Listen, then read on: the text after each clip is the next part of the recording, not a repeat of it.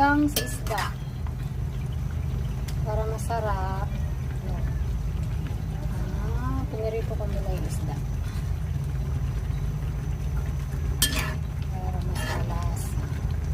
Kasi malansa yung isda. Pinirito ko muna.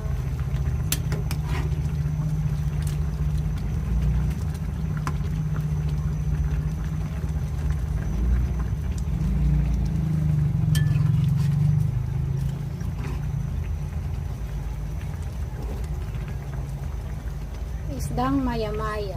Tama ba ako? Maya-maya.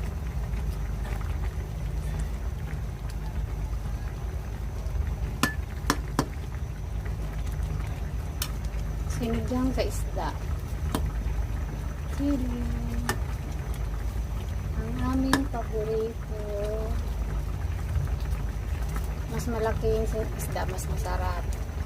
Mahirap magsigang ng isda maliit. Opo, wait lang po. Wait lang po. Then, I have nilagang saging.